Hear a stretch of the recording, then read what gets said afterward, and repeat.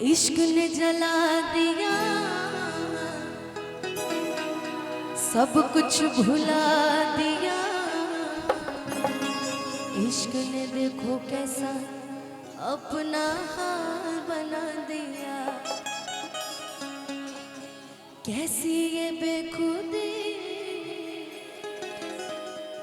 कैसी बेकरारी,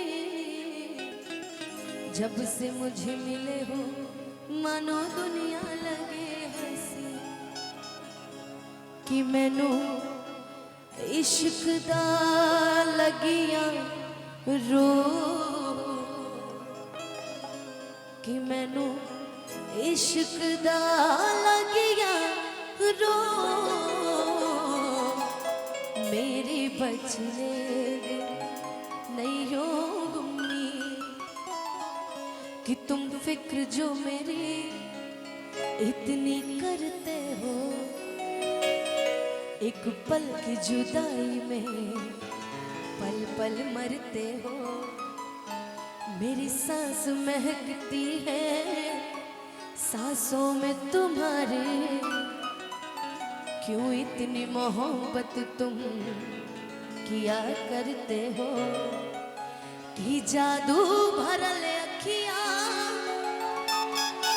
जादू अस कैले बा। जन्मों से ज्यादा तोहके हम जाने लगनी। कि तू जिंदगी में जब से आइलू जान बन के। भगवान के माने लगनी, भगवान के माने लगनी।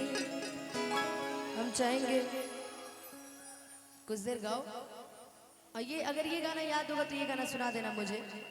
कि थम ना पाई आँख के आंसू, छुप के रोबू।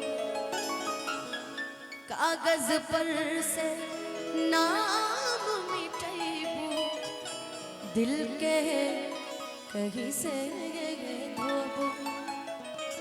कि चाह के भी तू भूल न पाइबू।